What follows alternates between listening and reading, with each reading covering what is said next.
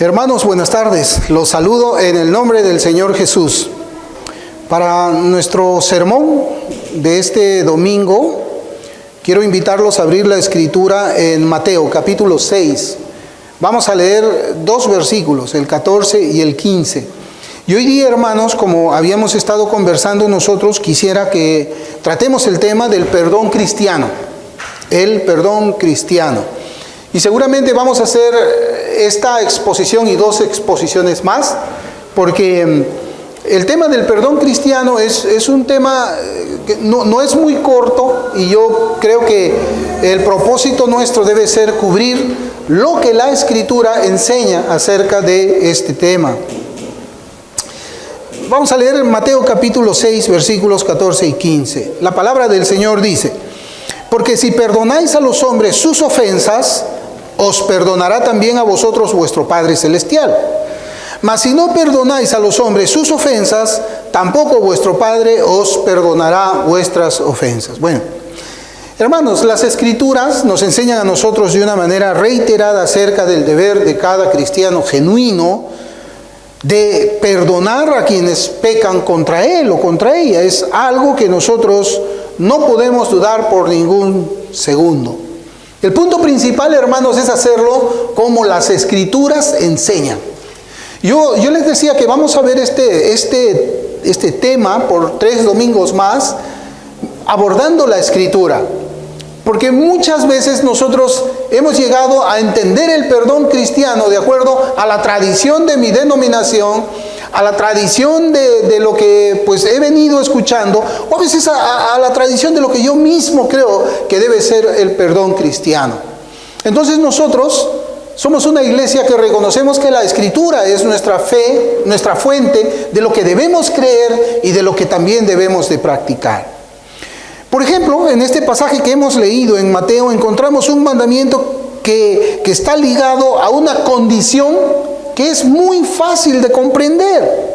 A partir de una lectura sencilla del texto, hasta un niño de 4 años puede comprender, entender qué cosa es lo que el Señor nos está diciendo acá. Y nos dice dos cosas. Si perdonas, entonces Dios te va a perdonar a ti. Y si tú no perdonas, Dios no te va a perdonar a ti. Es cierto, no podemos decir que no. Es fácil de interpretar, ¿verdad? Pero cuando hablamos del perdón cristiano, debemos de ir también a todo el consejo de Dios. No solamente este pasaje habla acerca del perdón, toda la Biblia habla acerca del perdón y el Nuevo Testamento también. Mucho menos debemos poner estos versículos por encima de todos los pasajes. A veces nosotros tenemos un versículo preferido y ese versículo preferido lo imponemos como que ese versículo está encima de todos y los demás están subordinados. No. Tenemos que ver todo lo que la palabra de Dios nos enseña en este tema. La voluntad del Señor, el mandamiento del Señor para su iglesia. Y la Biblia nos enseña a nosotros, hermanos, que existen pasos y existen elementos en el verdadero perdón cristiano. Hay pasos, hay elementos, los cuales deben ser obedecidos, y acá vamos a hablar de dos partes. Deben ser obedecidos por el que ofende, y debe ser obedecido por el que es ofendido. Debe ser eso. Hay para los dos aquí. Hoy día yo me voy a centrar, hermanos, voy a dar un alcance general, pero voy a centrarme más en la persona que ofende, en las consecuencias cuando nosotros pecamos contra otro cristiano. El pasaje de la palabra de Dios más citado para perdonar, mire, para perdonar aún cuando no te piden perdón. Porque a veces escuchamos eso. Tú tienes que perdonar aún cuando no te pidan perdón. Y yo le pregunto, ¿dónde dice eso en la Biblia? ¿Dónde dice eso en la Biblia? Pero el pasaje que más yo también quisiera que lo veamos rápidamente está en Mateo 18. Abra en Mateo 18, voy a leer 2 versículos allí.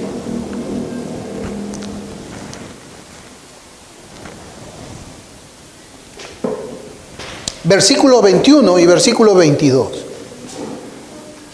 La Escritura dice: entonces se le acercó Pedro y le dijo: Señor, ¿cuántas veces perdonaré a mi hermano que peque contra mí?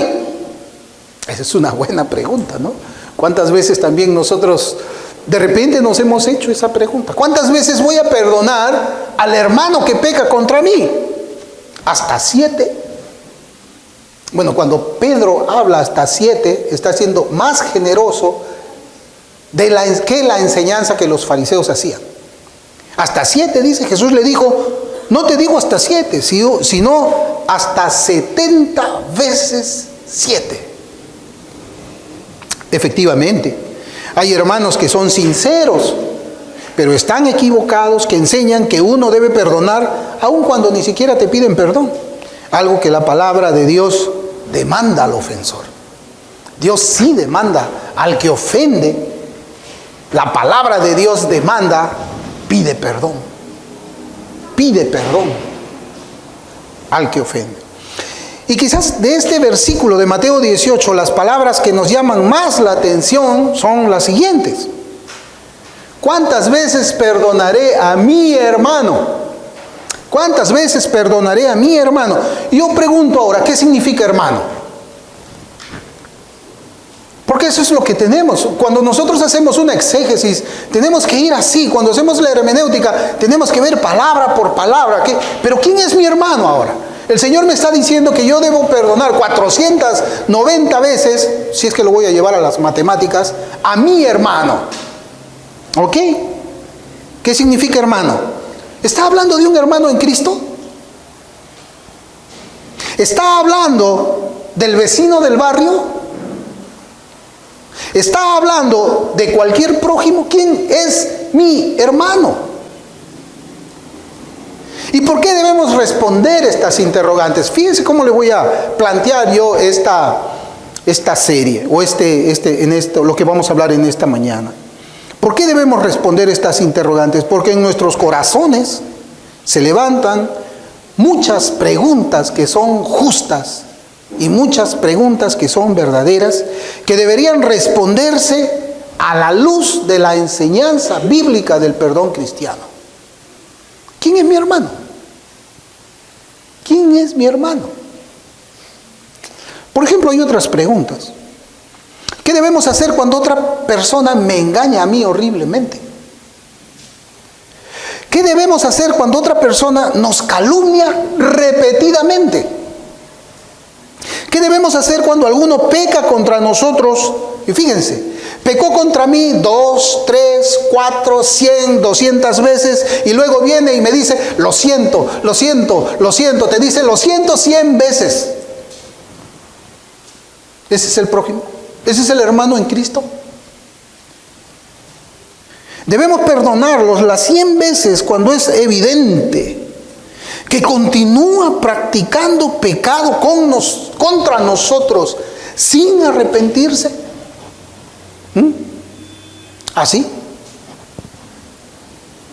Y para plantear la pregunta de una manera contraria, ¿cuántas veces puede un creyente... Miren, ¿cuántas veces puede un creyente pecar contra otro creyente con el mismo pecado y pedir perdón? ¿Cuántas veces puede un hijo de Dios mentir contra su prójimo? Ahora, suponiendo que el hermano es el hermano de la iglesia. ¿Cuántas veces un hijo de Dios puede mentir contra su hermano? ¿Cuántas? ¿490 veces? ¿Cuántas veces puede un cristiano, por ejemplo, traicionar? ¿490 veces? ¿O cuántas veces un redimido puede calumniar? Que hemos estado hablando de esas. ¿Cuántas veces un redimido, un salvado, uno que ha sido, a quien se le ha aplicado la sangre de Cristo, puede calumniar contra otro hermano? ¿490 veces? ¿Para perdonarle 490? ¿Puede hacer eso, hermanos? ¿Un creyente hace eso? ¿Un hijo de Dios hace eso? ¿Peca repetidamente contra su hermano? 490 veces. Y 490 veces va y te dice, perdóname. Y tú 490 veces debes perdonarlo aunque no esté arrepentido. para que continúe pecando 500, 1000, 2000, 3000, y tú 3000 veces tienes que perdonar, aunque no está arrepentido, porque es tu hermano. Un hermano puede hacer eso. Un creyente vive de esa manera. Entonces, ¿a qué se refiere este versículo? Que cuando mi hermano peca contra mí 490 veces, yo tengo que perdonarlo 490. Y yo no estoy diciendo que un creyente no debe perdonar. Eso no es bíblico. El creyente debe perdonar.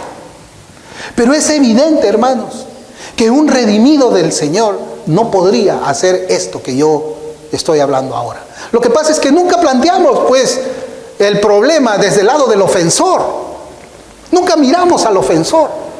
Y creemos que el ofensor puede ofenderte a ti las veces que él quiera, pero tú sí estás obligado a perdonar. Tú sí estás obligado. El otro no está obligado a detenerse en su maldad. No, él puede hacer maldad las veces que quiera, pero tú sí tienes que perdonar. Aunque ni siquiera te pida perdón esa persona.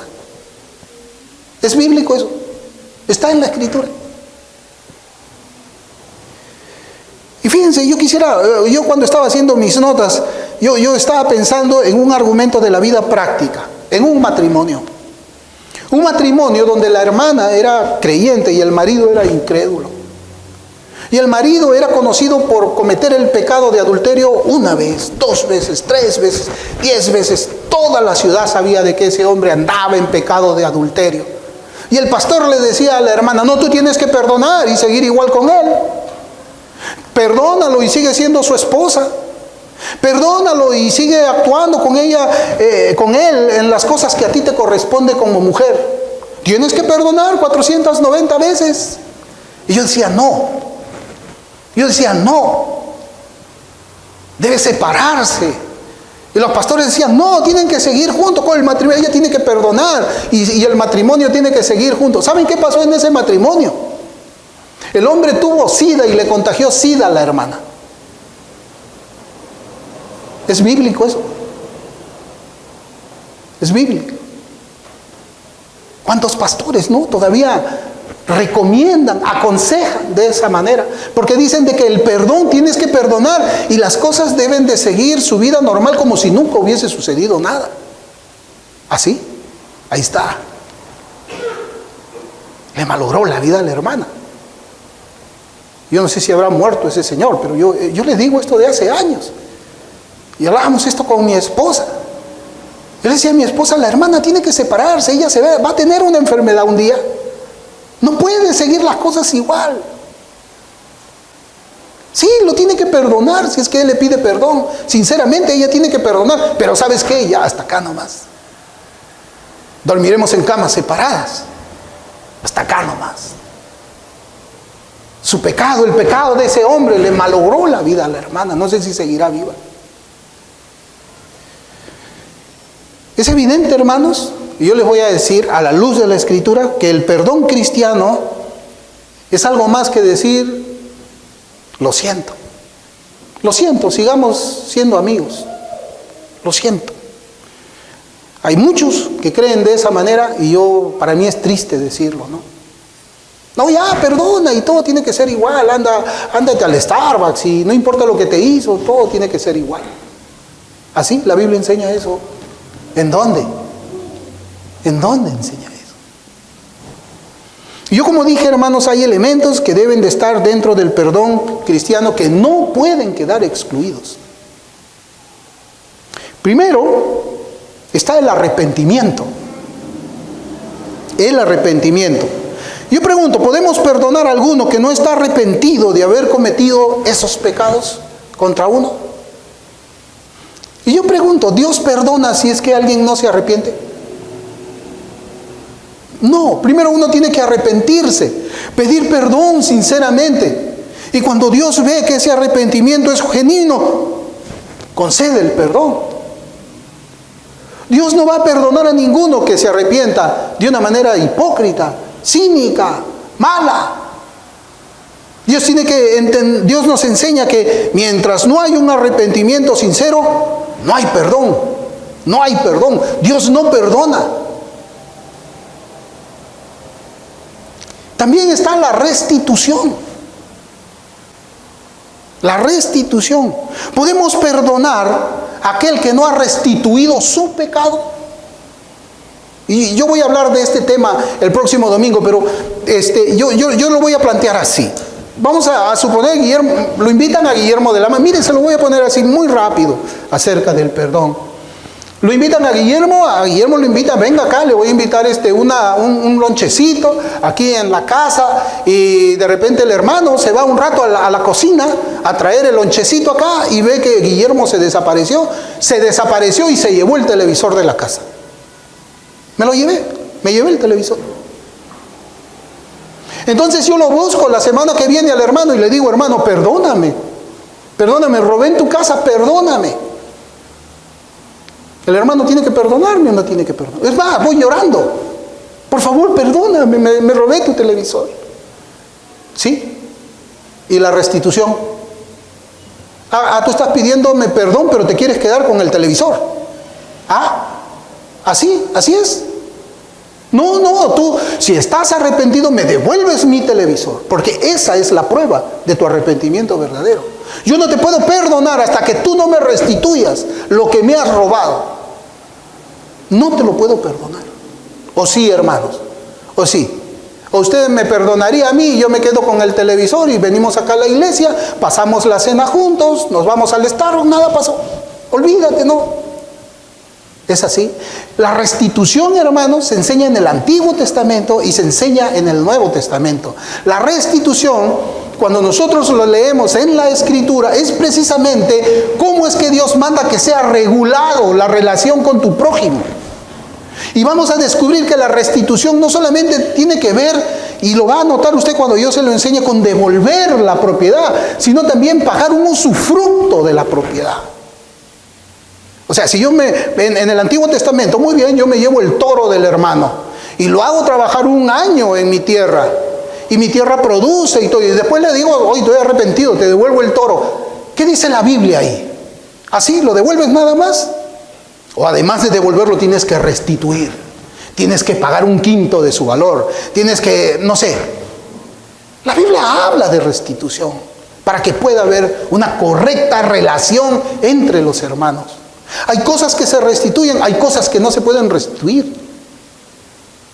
Si calumniaron tu buen nombre, ¿cómo te restituyo? ¿Cómo? ¿Cómo te restituyo? Dime. Perdóname, sí, pues ya todo el mundo le dije que tú eras un tal por cual, pero perdóname. Así es. Restitución, eso está en la Biblia, y aún, hermanos, para vergüenza de nosotros, están en las leyes peruanas. ¿Cuántas veces hemos escuchado un juicio por difamación? ¿En qué cosa acaba? El juez le dice, usted tiene que pagar $50,000 por haber ensuciado el nombre de esta persona y hacer una publicación, ¿o no? No, pero en el cristianismo no es así, pues nosotros somos más buenos que el Papa. No, la Biblia ordena restitución. Vamos a hablar de eso el próximo domingo.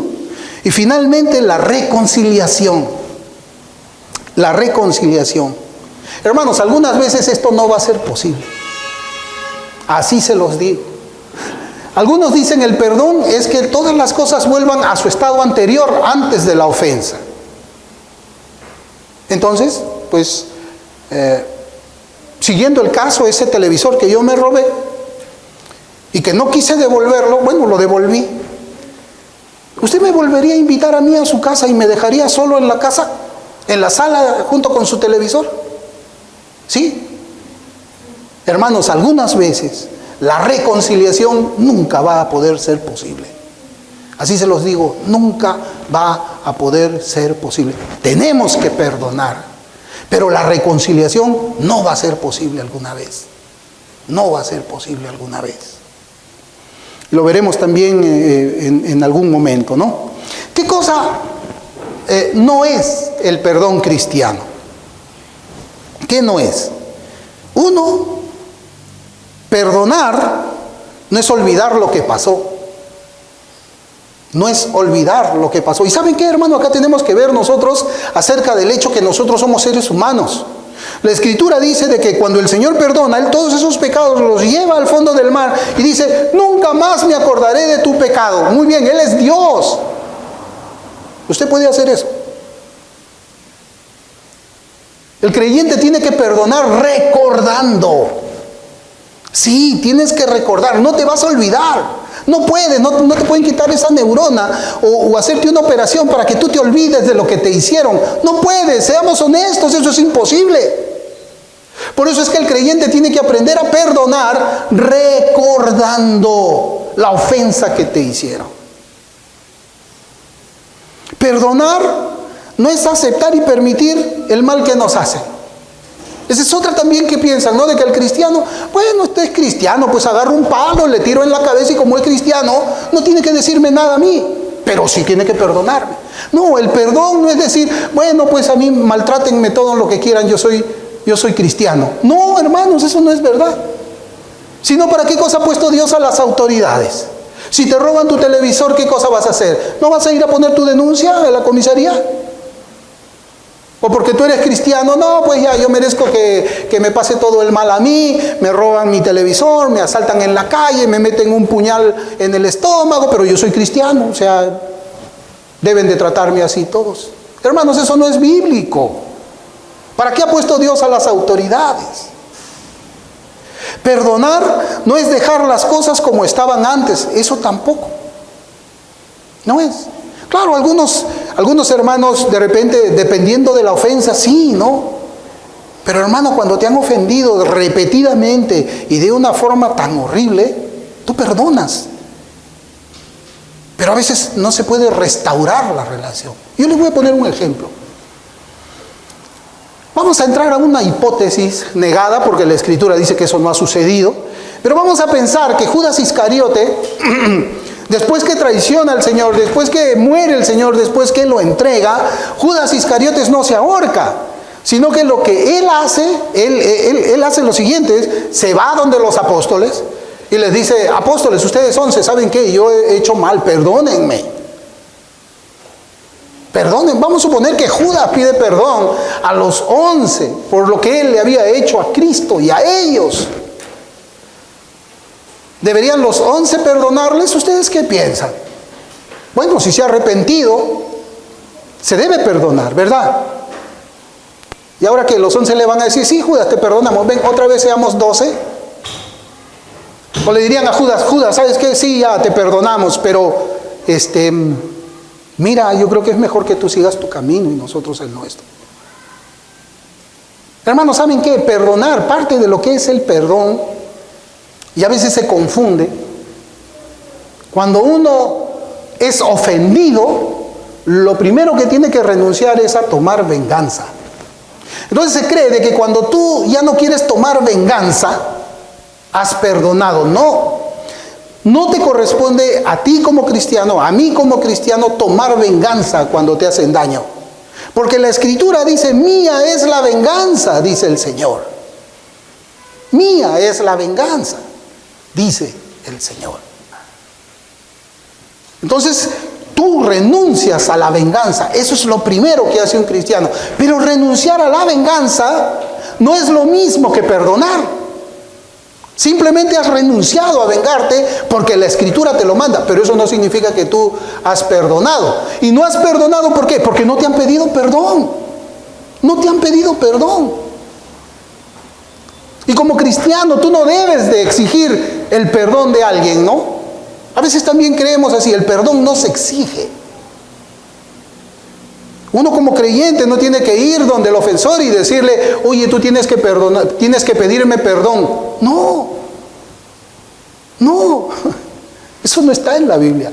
Es Dios quien tiene que mover a ese infractor a pedir perdón. Por eso es que la Escritura dice, si tú vienes a traer tu ofrenda a mí y te recuerdas, esto está en Mateo 5, dice 5, versículo 23, dice, por tanto, si traes tu ofrenda al altar y allí te acuerdas que tu hermano tiene algo contra ti, deja allí tu ofrenda delante del altar y anda, reconcíliate primero con tu hermano y entonces ven y presenta tu ofrenda. Yo le voy a preguntar algo. ¿A quién le está dando esta orden el Señor? ¿Al que ofende o al ofendido? ¿A quién le manda el Señor esto? ¿Al que ofendió o al que recibió la ofensa? ¿Así? Ah, Señor, bueno, me calumniaron, me difamaron, vengo a traer mi ofensa. No, ¿sabes qué? Anda, arréglate con él primero. Pero Señor, yo no he pecado. Han pecado contra mí. Este mandamiento, hermano, ¿sabe para quién es? Es para que el ofensor. Porque nosotros vivimos en días así. En días donde pues pecan contra ti 200 veces, 300 veces, y van al culto, levantan las manos para adorar, pasan la Santa Cena, ¿no? Y dicen, yo soy cristiano, voy a evangelizar y todo, después que ha pecado contra su hermano. Pero la Escritura le dice a él, al pecador, le dice, ¿sabes qué? Yo no recibo nada de tu parte. Porque tú estás en pecado, porque tú has pecado contra tu prójimo y tú has pecado contra mí. Así que si tú quieres traerme esta ofrenda a mí, primero tienes que pedir perdón. Primero tienes que pedir perdón, tienes que arrepentirte de lo que has hecho y pedir perdón a Él. Y pedir perdón a Dios también. Y pedir perdón a Dios, como nosotros vamos a ver en la Escritura hoy día. Porque cuando uno peca contra un hermano, no es un asunto entre el hermano y tú. Dios está allí también. Y ese es el otro elemento que a veces nadie quiere ver. Nadie quiere ver. Cuando una persona peca contra el prójimo, también peca contra Dios. Y el perdón, es lo que voy a tratar ahora, el perdón no remueve el castigo. Hermano, mira, esta enseñanza vamos a centrarla en el que peca contra el hermano. En el que peca contra el hermano. Porque como yo les digo, yo pienso que la iglesia evangélica está en un nivel mucho más bajo que una iglesia católica romana. ¿Saben por qué? El católico romano cuando peca contra otro, ¿sabe dónde está puesta su esperanza? ¿Dónde cree usted que está puesta la esperanza del católico romano? En que después que él muere va a ir al purgatorio. Él dice, sí, pues yo agarré, hice esto contra lo hundí, le robé, lo ensucié, le tiré barro con ventilador. Yo sé que eso es pecado, pero tengo mi oportunidad en el purgatorio. ¿Y sabe por qué es más baja todavía la esperanza del falso profesante cristiano? Porque cree que haciendo lo mismo, embarrando, robándole sus bienes, robándole su buen nombre, ¿sabe dónde está la esperanza del evangélico? El Señor ya murió por todos mis pecados. Sí. El Señor ya murió por mi pecado de difamación. Así que yo puedo difamar. El Señor ya murió por mi pecado de robo. Así que yo le puedo robar algo acá. Pues, sí. ¿O no? Cristo murió por los pecados pasados, presentes y futuros. Así que yo puedo pecar como yo quiero. Se ampara en la gracia. No en el purgatorio, en la gracia. Vivimos en un tiempo en que la iglesia evangélica es inmune a la palabra de Dios, es inmune. Porque cuando uno lee un versículo como el que yo he leído en Mateo 5, y ha pecado contra un hermano, tiene que activarse algo en tu corazón. Tiene que activarse algo en tu corazón, en tu espíritu. El Espíritu Santo debe de decir, ahí está, lo leíste. ¿Tú no pecaste contra él? ¿Y cómo quieres venir aquí a pasar la cena? Anda, pide perdón. No, es inmune. Es inmune.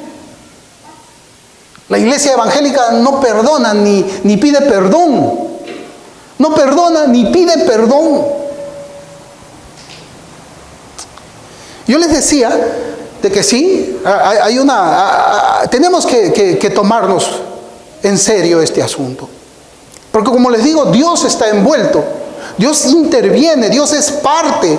Cuando yo peco contra otro hermano, Dios es parte. Y esto es bíblico. Es bíblico porque yo peco, pido perdón a Dios, pero el castigo tiene que venir.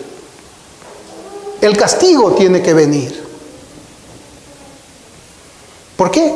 Porque todo pecado merece una retribución justa de parte de Dios. Y volviendo al ejemplo, hermanos, del televisor. Yo me robé el televisor, no se lo quiero devolver. Muy bien. Pero la policía viene. Y la policía dice, bueno, este hombre le robó su televisor, hace su parte, me transfiere al Poder Judicial, la Fiscalía formula un cargo contra mí, la Fiscalía me encuentra culpable de robo, ¿a dónde me toca ir? Está bien, yo le pido perdón, hermano, te robé tu televisor, pero ¿a dónde me tengo que ir? A la cárcel. Tengo que irme a la cárcel. Porque está bien, el hermano me perdona, pero la justicia demanda que yo vaya a la cárcel. Por eso es que yo les digo, yo puedo pedir perdón a Dios, pero el castigo tiene que venir.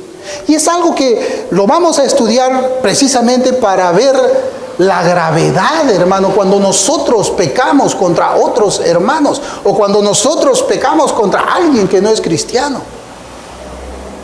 Y hay que decir esto con toda claridad, ya que el motivo que debe mover a un ofensor para buscar el perdón del ofendido, ¿cuál es el motivo para que yo pida perdón al hermano a quien yo he ofendido, al hermano contra quien yo he pecado? ¿Cuál es?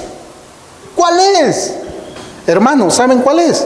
Es restaurar la relación rota que tengo con Dios en primer lugar. Porque cuando yo peco contra un hermano, mi relación con Dios se rompe. Se rompe. Por eso es que dice acá Dios, dice, si traes tu ofrenda, déjala ahí, yo no te la voy a recibir, déjala allí. Anda, pídele perdón a quien tú ofendiste. Porque en tanto tú no le pidas perdón sinceramente y te arrepientas, eso nunca va a ser recibido con olor fragante para mí. Puedes ponerlo, puedes quemar tu incienso, puedes adorarme, puedes cantar en la iglesia, puedes limpiar en la iglesia todo lo que tú quieras, puedes salir a evangelizar todos los días si tú quieres, pero ¿sabes qué? Mientras tú estás así con tu hermano, mientras tú no le pides perdón sinceramente, eso no vale nada, porque la relación que yo tengo contigo está rota, dice el Señor. Ahí eso hay que decirlo con toda claridad. Por eso es que el pecado, aunque perdonado, es castigado. Y que este sermón nos ayude a nosotros a detenernos, hermano, a detenernos. Porque muchas veces nosotros somos arrastrados a veces a pecar contra un hermano. A pecar contra un hermano. Yo me acuerdo una vez cuando estaba en el mundo, había bueno, en la oficina, ¿no? Era evidente que había uno que pues, no se llevaba bien con otro. Era evidente, ¿no? Su trato, cómo le hablaba. Y una vez yo le pregunté, oye, le digo, es evidente que tú no te llevas bien con él. Yo le pregunté, ¿saben cómo le dije? ¿Qué te ha hecho? ¿Qué te ha hecho él para que tú lo trates así? ¿Y saben qué me respondió? Nada, no me hizo nada. Simplemente me cae mal. Ay, yo dije, simplemente le caía mal. Simplemente le caía mal y por eso lo trataba así. Eso no es permitido, no es permitido en la iglesia. Acá cuando venimos nosotros acá como hermanos, no hay que, no me gusta su cara, así, no me gusta su voz ni la tolero, no. Todos somos hermanos en Cristo. Todos somos hermanos en Cristo. Por eso, el pecado, aunque es perdonado, es castigado. Por eso debemos detenernos nosotros, debemos de pensar en esto antes de pecar contra un hermano. Y esto lo vemos, hermanos, en los diferentes tratos que Dios ha tenido con hombres, como por ejemplo David y Moisés, son los dos de quienes yo estaba pensando. El pecado de ellos, el pecado de cada uno fue perdonado por Dios, pero el castigo fue aplicado a ellos. David tomó a Betsabé, la mujer de Urías Eteo, y luego mató al marido. Cuando el profeta Natán lo confronta con su pecado, nosotros leemos esto en la Escritura. Segunda de Samuel, capítulo 12, versículos 13 y 14.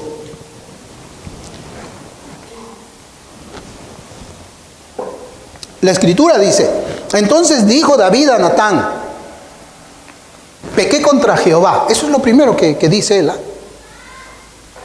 Pequé contra Jehová. Y Natán dijo a David, también Jehová ha remitido tu pecado, no morirás. Mas por cuanto con este asunto hiciste blasfemar a los enemigos de Jehová, el hijo que te ha nacido ciertamente morirá. No, claro. No, pues ya te pedí perdón, Señor. O sea, ya, pues no, olvídate. Déjame vivir mi vida tranquilo, restáurame y ya, pues ya te pedí perdón. Levanta la espada que has puesto sobre mi cabeza. No, hermanos. Cuando uno peca contra el prójimo, la espada del Señor se pone en nuestra cabeza rápido. ¿Ya? Y tú pides perdón, pero eso no significa que la espada va a ser levantada. Por eso es que hay que pensar cuando nosotros vamos a pecar contra un hermano cristiano o contra un prójimo que no sea cristiano. El versículo 13, David le dice al profeta Natán: he pecado contra el Señor. He pecado contra el Señor. Pero hermanos, David lo que había hecho era tomar a Betsabé. David había matado al marido de ella. Pero la Biblia nos dice que cuando él hizo todo eso, pecó contra Dios. Entonces, cuando usted calumnia a un hermano, no es entre usted y el hermano, ya pecó contra Dios. Cuando usted le roba algo a un hermano, ya pecó contra Dios. Cuando usted chismea algo de un hermano, ya pecó contra Dios. Y la espada de Dios se pone en su cabeza. La espada de Dios se pone en su cabeza. Cuando usted da un consejo que no es bíblico, ¿es pecado o no es pecado?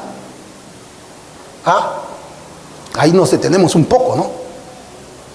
Es pecado, hermano, porque si yo estoy dando un consejo contrario a lo que la Escritura está enseñando de un determinado tema, es pecado, porque yo ya no estoy dando la opinión de Dios, yo estoy dando mi opinión por encima de la opinión de Dios. Es pecado también. Entonces David le dice: he pecado contra el Señor. Entonces, cuando una persona peca contra otra, sea de la manera que sea, también ha pecado contra el Señor.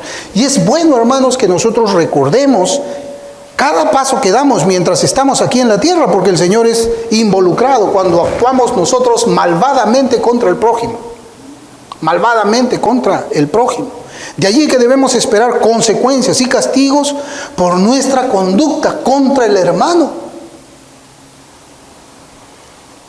El incrédulo peca también contra Dios, ¿no? El incrédulo peca contra Dios. Pero a él o a ella le da igual. Al incrédulo le da igual. El incrédulo puede dormir tranquilo a pesar que ha hecho algo contra su prójimo. El incrédulo está sin remordimientos. Después de todo es un incrédulo. Y el incrédulo no tiene el espíritu que lo redarguya de pecado. Esa es la diferencia entre un creyente verdadero y uno falso. El Espíritu Santo.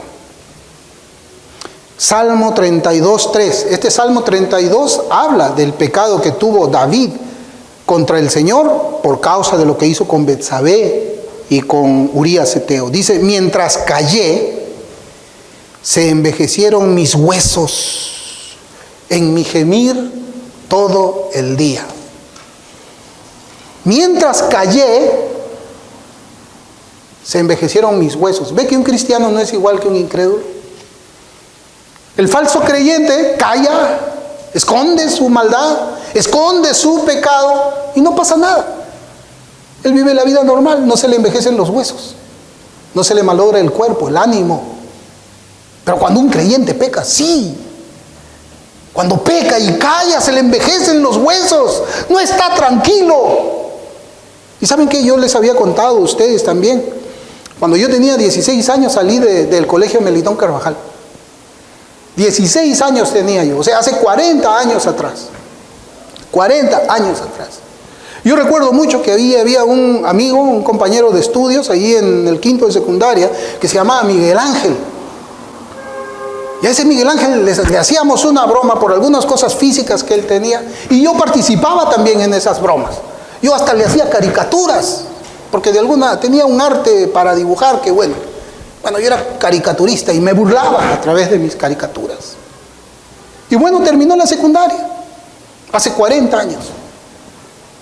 Y listo, salimos de ahí. Hace 3 años, o sea, ya después de 37 años, yo estaba caminando, hermanos, por el distrito de San Isidro, y adivinen a quién se me cruza por mi camino.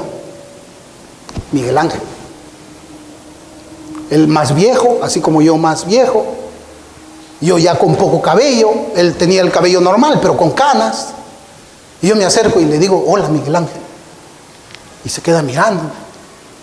¿Te acuerdas de mí? No, no me acuerdo de ti. Yo soy del AMA, le dije. Hola del AMA, ¿cómo estás? Yo le dije, Miguel Ángel, y llorando, le dije, perdóname por lo que yo te hice cuando yo tenía 16, perdóname por lo que yo te hice hace 37 años atrás, perdóname por favor, perdóname. Me sentía mal, yo quería escuchar de él que me perdonaba y me abrazaba. Y yo hasta las lágrimas le pedí que me perdone. ¿Por qué? Porque ¿sabe qué? Porque el Espíritu Santo me hizo recordar a mí eso. Que yo de alguna manera había pecado contra él. Es verdad, yo estaba sin Cristo. Yo andaba por ahí como anda el mundo. Yo ni esperanza tenía en el purgatorio porque yo era ateo. Pero en ese momento el Señor, cuando me hizo ver, me movió a mí a pedir perdón. Y él se reía. Y él me decía, pero si éramos muchachos, me dice. Todos los muchachos son así. No, le digo, no. Perdóname.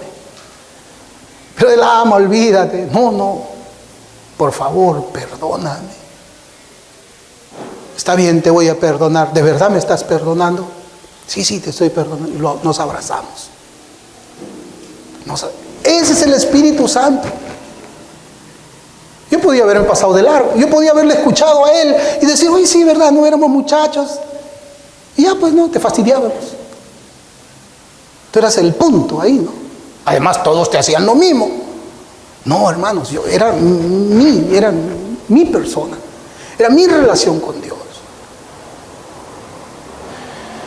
Bueno. Y acá dice, mientras callé, envejecieron mis huesos. Mientras callé, envejecieron mis huesos. Y estas son las palabras de David luego que el profeta Natán lo señalara con su dedo y le dijera, tú eres ese hombre. Tú eres ese hombre. Pero el profeta le dice a David, y aquí vemos, hermano, el Señor, David le dice, el Señor ha remitido tu pecado y no vas a morir. Y estas son palabras de gracia. Mire cómo es la gracia del Señor, ¿no? Es gracia, hermanos, eso es gracia. David sabía que había adulterado. David sabía que había asesinado, había tramado feo ese pecado contra Urías. Y el Señor le dice, tu pecado ha sido remitido, no vas a morir. Gracia. Gracia, ¿por qué? Porque el rey merecía morir, porque la ley del Señor mandaba que el adúltero tenía que morir por apedreamiento y el asesino, ojo por ojo, vida por día, debía morir David. Pero el Señor le dice por medio de su profeta, vas a vivir. Aquí está hablando, hermano, de la muerte física, no de la muerte espiritual. Gracia. Pero la Escritura no se detiene ahí. La Escritura no dice, vaya David, sí, ya pues no vas a morir. Y David, ay, qué bueno, mira, qué buena. ¿Cómo es la gracia? No voy a morir. Mira, le robé su mujer, lo maté, me perdonó, gloria a Dios. No, hermanos, ahí no se acaba la cosa. Porque muchos piensan así hoy día dentro de la iglesia. Hice esto contra este hermano, ay, no muero, mira. ¿No ha caído un rayo del cielo? ¿Será que Dios aprueba lo que yo hice? No tengo castigo, estoy sano, no tengo enfermedad. ¿Será que Dios está aprobando el pecado que yo hice contra mi prójimo? No, pero acá volviendo aquí, la Escritura no se detiene con estas palabras de gracia.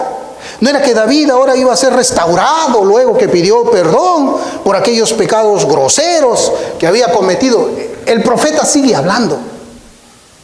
Ahora el versículo 14 en 2 de Samuel 12, 14, él dice, más, o sea, él dice, sin embargo, está bien, no vas a morir, sin embargo, está bien, no vas a morir, pero todavía no he terminado de hablar, espérate, no vas a morir, pero no he terminado de hablar. Y continúa diciendo, por cuanto con este asunto hiciste blasfemar a los enemigos de Jehová, el hijo que te ha nacido ciertamente morirá. Hermanos, David no iba a morir. Era otro el que iba a morir. El niño. El niño iba a morir por causa del pecado de David. ¿Qué piensas de esto?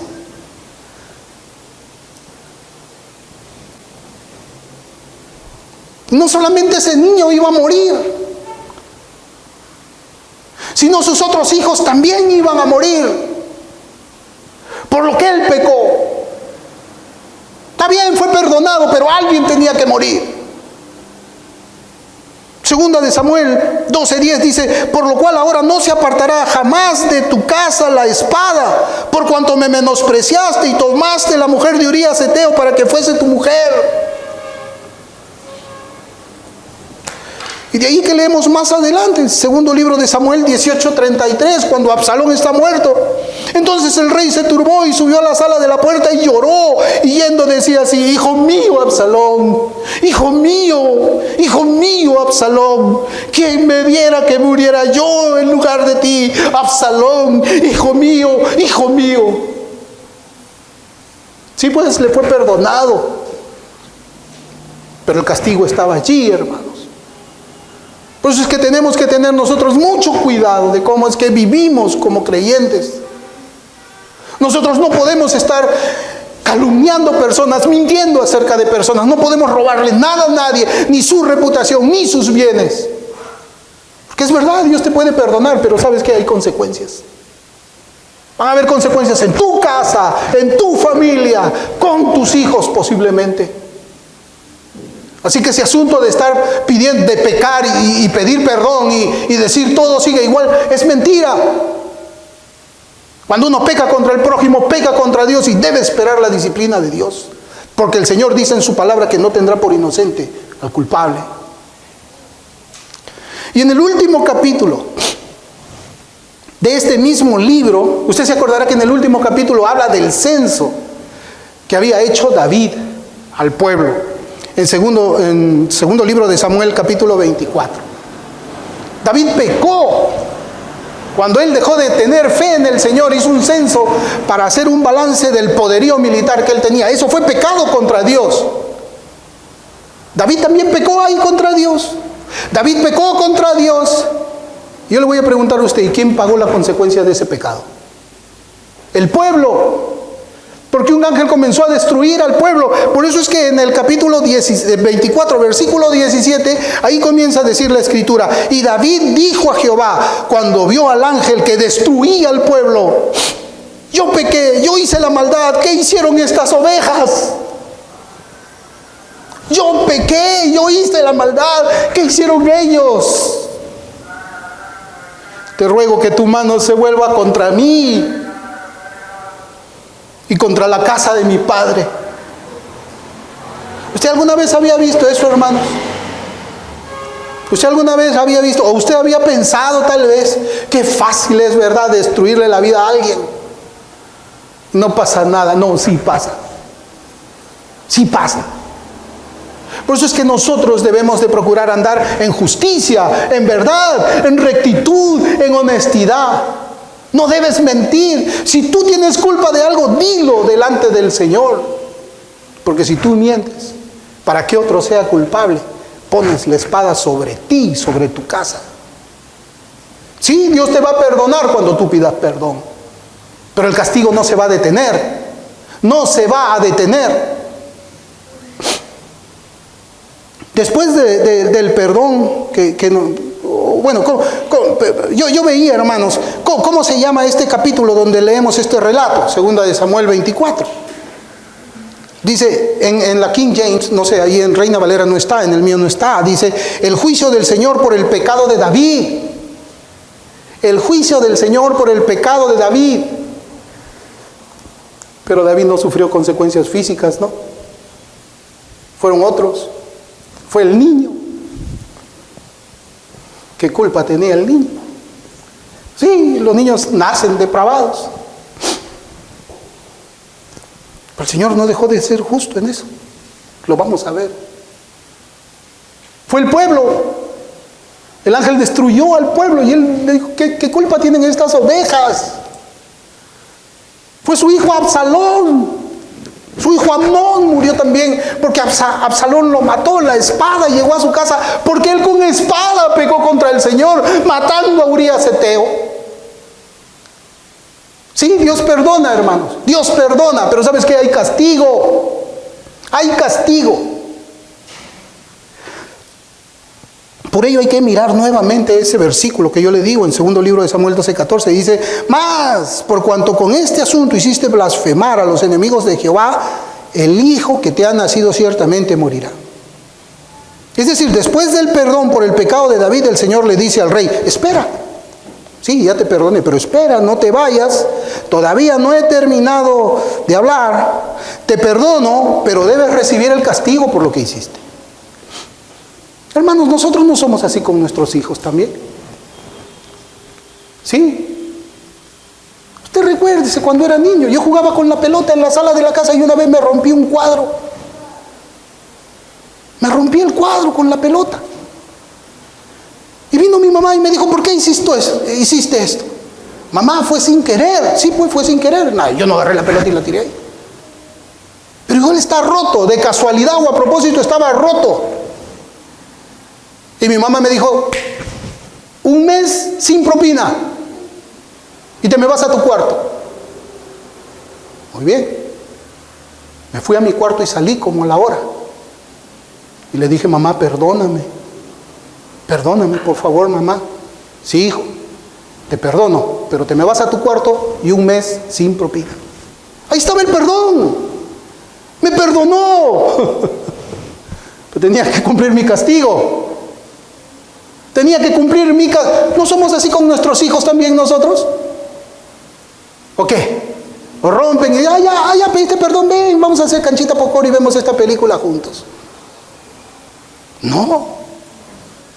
Nosotros actuamos como Dios actúa y no nos damos cuenta. El pecado tiene que... Sí, hay perdón porque eres hijo. Eres hijo, o sea, es mi hijo, tengo que perdonarle. Pero también tengo que disciplinarlo. ¿O no? Hermanos, el perdón no elimina la disciplina ni el castigo. Y lo mismo sucedió con Moisés. Yo les había hablado de David y Moisés. Con Moisés fue igual. Mire, Números 28.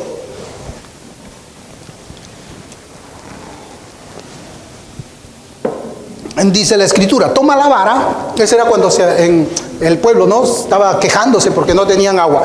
Números 28 dice, toma la vara y reúne la congregación, tú y Aarón, tu hermano, y hablad a la peña. Hablad a la peña a vista de ellos. Y ella dará su agua y le sacarás agua de la peña y darás de beber a la congregación y a sus bestias. ¿Qué era lo que tenía que hacer Moisés? Para que salga el agua. Claro, yo entiendo, hermanos, ¿saben qué? Ser el líder de ese pueblo debe haber sido una cosa horrible.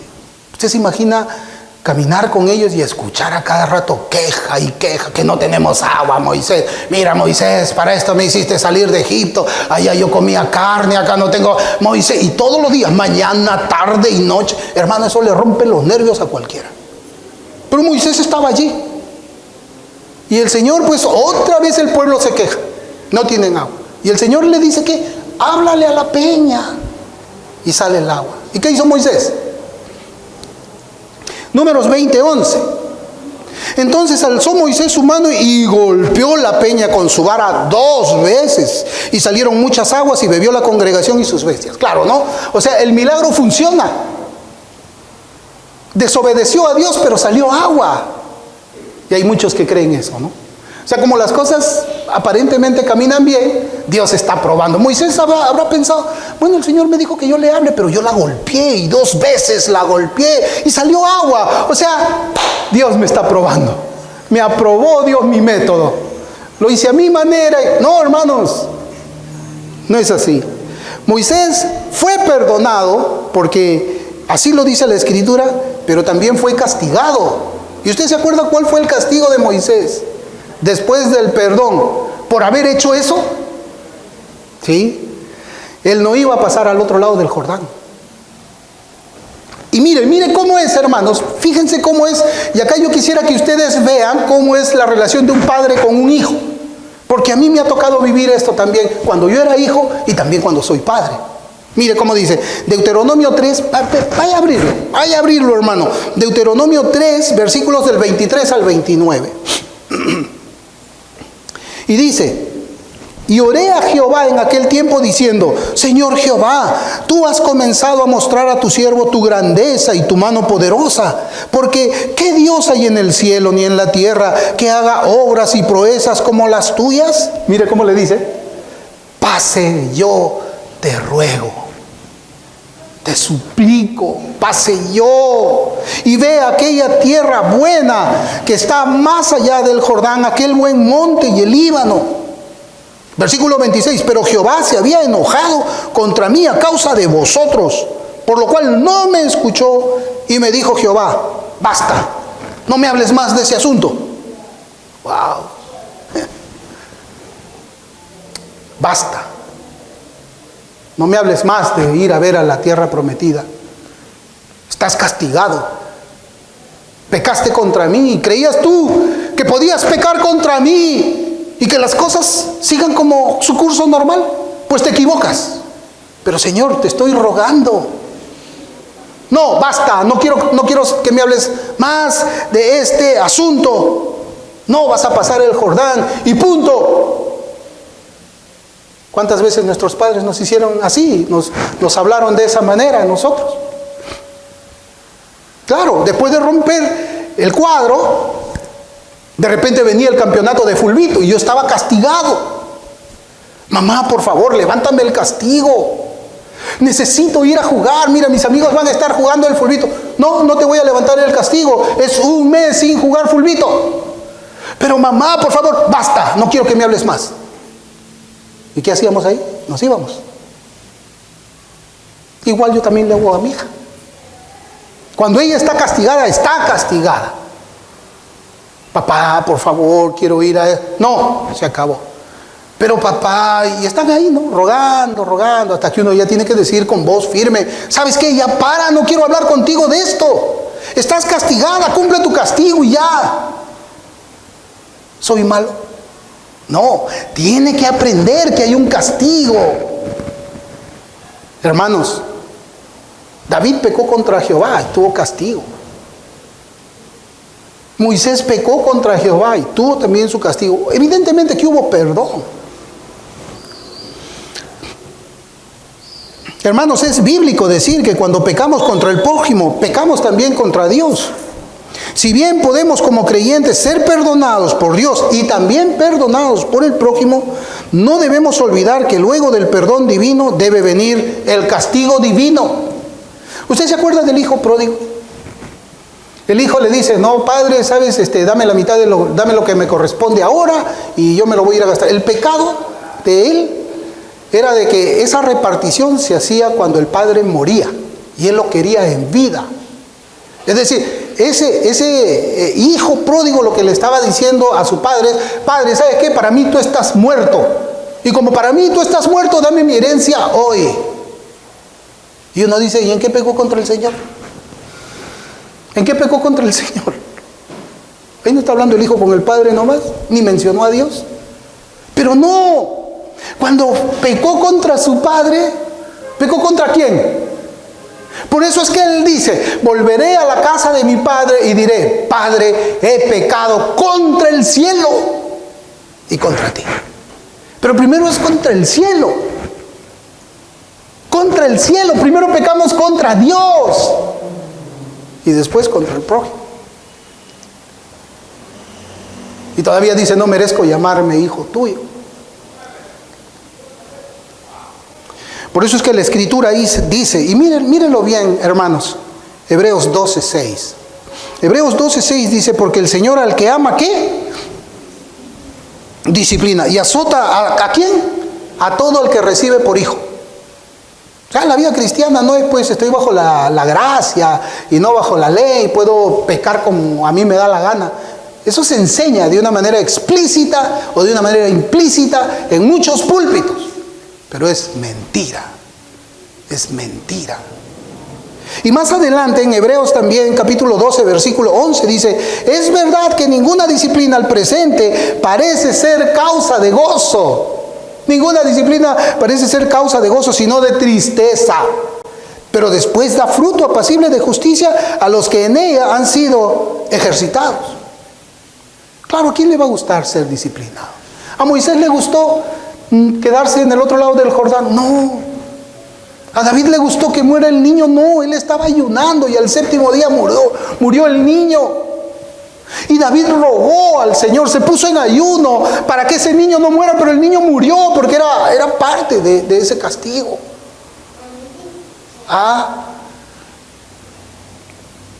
Como vecinos o como tíos, nosotros no podemos disciplinar a hijos ajenos. Es más, ni siquiera como hermanos en la fe, yo tendría la autoridad de disciplinar a uno de sus hijos cuando se está portando mal, ¿o sí? Cada padre disciplina a sus hijos. ¿No es verdad? Yo creo que sí. Por eso es que Dios disciplina a ¿quiénes? A sus hijos. Dios disciplina a sus hijos cuando sus hijos pecan contra su prójimo. Dios los disciplina. Pero a los hijos del diablo, Dios no los disciplina. ¿O sí? ¿Los disciplina, hermanos? No. A los hijos del diablo Dios no los disciplina. Dios los condena por toda la eternidad. Dios los condena por toda la eternidad. Esa es la diferencia. Esa es la diferencia. Hermanos, la razón de la disciplina, después del perdón, mire, la disciplina después del perdón la encontramos en el registro de la confrontación del profeta Natán al rey David. En 2 de Samuel, otra vez, versículo 12 y 14, que es el que estamos viendo aquí nosotros, dice: mas por cuanto con este asunto, mire, ahí va a decir la razón de la disciplina. Mas por cuanto con este asunto, dice, hiciste blasfemar a los enemigos de Jehová, hiciste que ellos blasfemen. Con lo que tú hiciste, David, hiciste que ellos blasfemen. El hijo que te ha nacido ciertamente morirá. Ahí está la razón. Ahí está. Y este es un argumento para que los creyentes pensemos en cuán ofensivos son también los pecados de los santos. El hecho de que seamos redimidos no significa de que mi pecado ahora es menos aborrecible para Dios.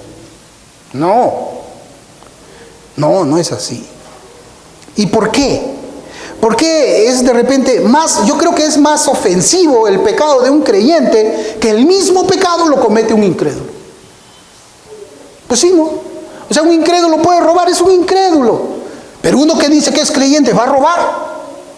Hermanos, ¿usted no ha visto las noticias de ese descuartizamiento que han hecho? Como decían que era un cristiano el que estaba metido ahí y lo ponían con letras grandes. ¿Usted lo ha visto o no lo ha visto? Un cristiano que congrega en este sitio, parte del descuartizamiento. Porque es cristiano, ¿no? ¿Y usted qué cosa cree? ¿Cómo queda el nombre de Dios allí? ¿Cómo queda el nombre del Señor allí? Blasfemado por todos los que se burlarán. Claro, iba a la iglesia y mira, anda con los descuartizadores. Todo pecado es aborrecible para Dios, y más aborrecible el pecado de sus santos. Sí, pues un incrédulo te puede calumniar, es incrédulo, pero un creyente puede hacerlo. El mismo pecado, ¿cómo se ve? Claro, pues cuando un incrédulo ve que un creyente está calumniando, no le dice nada. Pero ¿sabes qué piensa en su corazón? Y este me va a hablar de Dios a mí. ¿Para qué? Para que yo sea como Él. Mejor estoy así como estoy. Por cuanto hiciste blasfemar a los enemigos de Jehová. Mire cómo dice Matthew Henry: los malvados de esta generación, los infieles, los idólatras y los profanos, triunfarían en la caída de David y hablarían mal de Dios y de su ley, cuando veían a uno culpable de tales injusticias inmensas. Estos son sus profesantes. Este es el que ora y canta salmos. Este es el devoto, mira, el compositor de los salmos, míralo, es asesino y es adúltero. A eso se está refiriendo Dios. Qué triste, qué feo, qué horrible cuando un creyente peca de esa manera. Y continúa diciendo él, este es el que ora, pues, David, ¿no? Es el que compone los salmos, es el devoto. ¿Qué bien puede haber en tales religiosidades si no impiden a los hombres el adulterio y el asesinato? ¿De qué sirve que David ore si no puede impedir eso, el asesinato y el adulterio? ¿De qué sirve que él componga salmos si va a matar y va a adulterar? Ellos dirán, ¿no fue rechazado Saúl por un asunto menor? Y es verdad. Saúl, por cometer un pecado más minúsculo que el de David, solamente fue rechazado por Dios, pero bueno.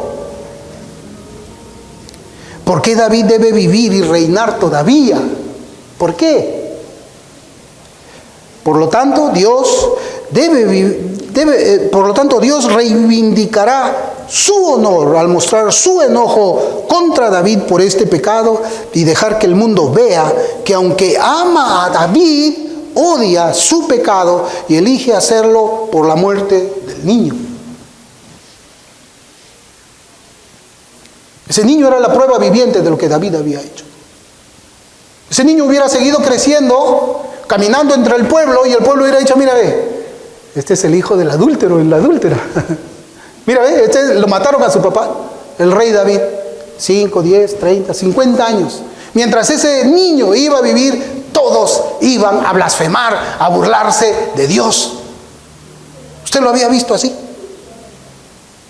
Aquel niño pues era el testimonio viviente del pecado de David. Pero ¿saben qué? Dios no está preocupado en la reputación de David. O sea, cuando David pecó, a Dios no le preocupaba restablecer la reputación de David, sino al Señor le preocupaba su propia gloria. Al Señor le preocupaba su honor. Al Señor le preocupaba su nombre, porque habían sido insultados por causa de David. Por eso es que cuando nosotros pecamos y los incrédulos nos ven, hacemos que ellos se burlen de Dios. Ahí está, pues mira, los domingos predica. Sí, pues los domingos predica, ¿no? Sí, pues va con su ternito, su corbata, bien al traje, va a predicar. Pero mira, tremendo mentiroso que es. Tremendo mentiroso que es. Claro. ¿A quién insultan? ¿A mí? ¿O a Dios? Cuando dicen de esa manera por causa de mi pecado, ¿a quién insultan? ¿Me están insultando a mí? Sí, pues mira, estás predicando, tremendo mentiroso que es. Insultan a Dios. Se burlan de Dios cuando nosotros pecamos, hermanos. Y los incrédulos no iban a blasfemar el nombre de David. Los incrédulos no van a blasfemar el nombre de usted si peca. No van a blasfemar el nombre de Guillermo de Lama si Guillermo de Lama peca. Los incrédulos blasfeman el nombre del Dios santo, del nombre del Dios justo, del nombre del Dios viviente. Contra Él se burlan. ¿Y cuánto vale el nombre del Señor? ¿Cuánto? Mateo 6:9, cuando el Señor está enseñando de la oración, Él dice, vosotros pues oraréis así: Padre nuestro que estás en los cielos, santificado sea tu nombre. ¿Y cómo lo vas a santificar si vives pecando de esa manera? Así, o tú puedes orar así para que el nombre del Señor sea santificado y cometer pecados a la vista de todos, mentiras, no sé, para que se burlen del nombre del Señor. Hermanos, es terrible ver profesantes de la fe cristiana cometiendo pecados. Y son pecados que ni los incrédulos moralistas cometerían. Y ellos son la causa de que el mundo se burle de Dios, se burle de Cristo, se burle del Evangelio. Ellos son la causa. Y aunque la sentencia no se ejecuta contra ellos o contra sus casas, créanme que Dios no va a perdonar el pecado. Va a perdonar el pecado, pero no va a levantar el castigo. Por eso hay que pensarlo bien. Hay que pensarlo bien. Se lo digo con todo mi amor. Hay que pensar bien cómo nos conducimos nosotros. Si luego del pecado se pide perdón con arrepentimiento y con restitución del daño causado, el hermano perdonará y Dios también va a perdonar. Y Dios también va a perdonar cuando hay arrepentimiento y cuando hay restitución. Pero a ese perdón va a seguir la disciplina. A ese perdón debe seguir el castigo. Porque el pecado del creyente es más grave que el pecado del incrédulo. Es más grave. Y hablo moralmente. Claro, porque ellos van a decir, no, los falsos maestros dicen, no, pero para Dios pecado es pecado. Sí, pero qué grotesco, qué inmoral, más inmoral se ve en alguien que dice que es cristiano. Hermanos, la salvación por gracia no es una licencia para pecar como los incrédulos pecan. Estamos bajo la gracia, pero eso no detiene la justicia de Dios cuando se obra mal en contra de tu prójimo. Ezequiel 39:25 dice, por tanto, así ha dicho Jehová el Señor, ahora volveré la cautividad de Jacob y tendré misericordia de toda la casa de Israel. Y mire cómo dice al último, y me mostraré celoso por mi santo nombre. Dios es celoso de su nombre. Por eso es que cuando un cristiano peca, hace que ese nombre sea blasfemado. Y como Dios es celoso, te perdona. Si es que tú te arrepientes y tú restituyes. Pero la disciplina tiene que venir porque Él es celoso de su nombre. Yo pregunto, ¿cuánto nos importa a nosotros que el nombre del Señor sea honrado? ¿Nos importa? Entonces no peques contra tu prójimo. ¿Cuánto hacemos o dejamos de hacer para que el nombre de Cristo sea enaltecido? ¿Cuánto? Hermanos, yo quería que en esta primera parte, me he extendido un poco, viéramos el pecado, ¿saben qué? Como Dios lo ve. Porque para algunos es bien fácil, ¿no? Decir, no, pues ya, perdona, pues, no es. No es. No es. Es horrible. Es feo. Que este servicio, este sermón, esta meditación te conduzca a ti a meditar un poco más en lo que es el pecado contra Dios cuando se pega contra el prójimo. Y si acaso, después de escuchar este mensaje, el Señor ha tocado tu corazón y te ha hecho ver que debes pedir perdón, pídele perdón a Él. Restituye y pídele perdón a tu prójimo y restituye. Pero la disciplina tiene que venir. Y no digas, bueno, pues si la disciplina va a venir igual, no. Mejor no le pido perdón. Que me castigue, pues si no pido perdón, ni a él, ni al prójimo. Así. Y el Espíritu Santo te va a dejar vivir así, callando tu pecado. Si eres del Señor, vas a hacer lo que el Señor manda en su palabra. Vas a pedir perdón. Y vas a pedir perdón porque hoy día te he demostrado de que cuando tú pecas contra tu prójimo, tu comunión con Dios está rota. Está rota. Estás separado de Dios. Bueno, si eres creyente, yo creo que después de esta predicación actuarás como David.